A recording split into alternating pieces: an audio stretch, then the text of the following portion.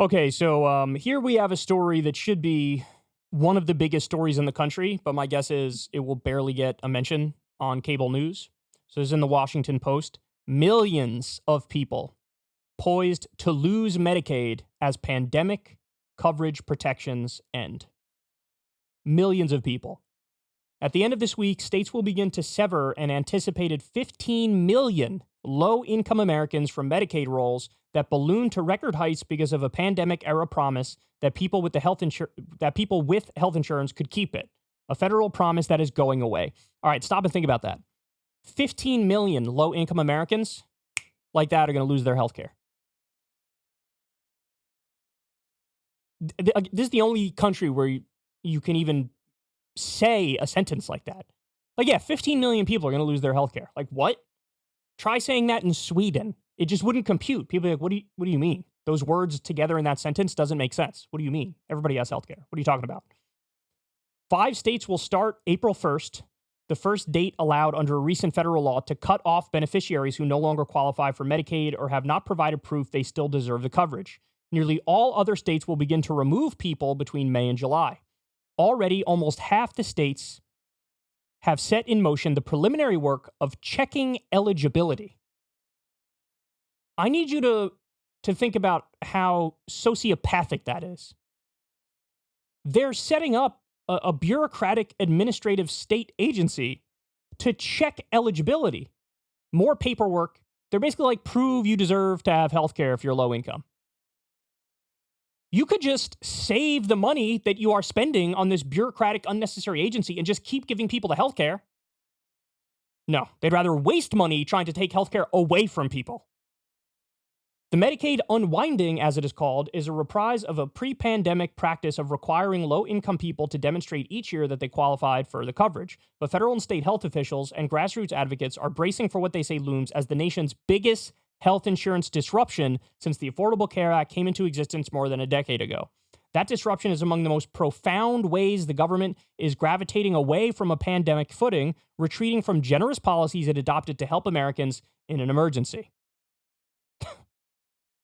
Just rolling back the clock, man. Roll back the clock.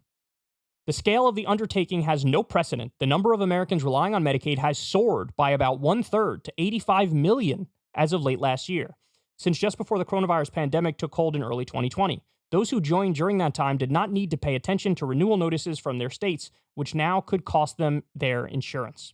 And within state governments, many Medicaid agencies are strained by shortages of eligibility workers and call center staffers to advise beneficiaries, while employees hired in the past 3 years have not until now needed to learn how to conduct renewals. Given these and other challenges, the unwinding has led to an unparalleled choreography between federal health officials who oversee the program and states which set many of their eligibility rules and carry out the ground-level work.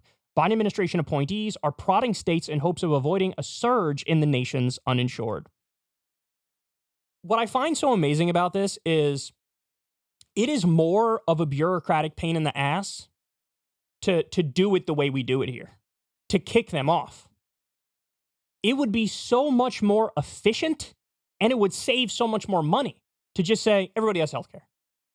See, look, this is why there was that study that came out from the University of Massachusetts Amherst, which found that Medicare for All over a decade saves $5.1 trillion. Why? You get rid of the parasitic mafia middleman price gouger, and you get rid of the unnecessary bureaucracy and the paperwork, which is a colossal headache in our system. Here, they're being burdened with paperwork to kick people off the rolls. Jesus Christ. 15 million people are going to lose their health care. By the way, Joe Biden just had the nerve to brag that we have a record number of Americans with health care at the last State of the Union address. And now 15 million are going to lose it like that.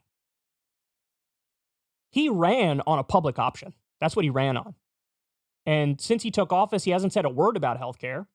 We had some pandemic era stuff, which expanded it to some people. And we had, I believe it was about 80 billion more that was given to Obamacare. But none of that is the public option. None of it.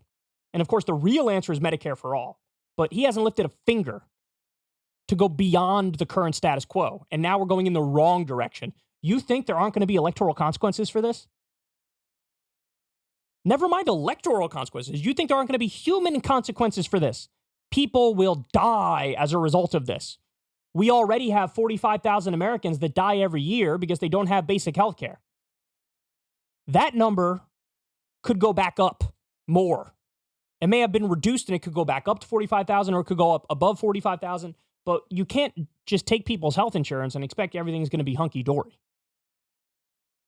It's a colossally grotesque system, man. It really is. It really is. Medicare for all would save money and give everybody health care. And instead, we're stuck with stuff like this. We're holding together a system with duct tape and bubble gum. That's currently what we're watching. If you want to see me and Crystal Ball interview legends like Noam Chomsky, Cornel West, and more, subscribe to Crystal Kyle and Friends on Substack. $5 a month gets you the video version a day early.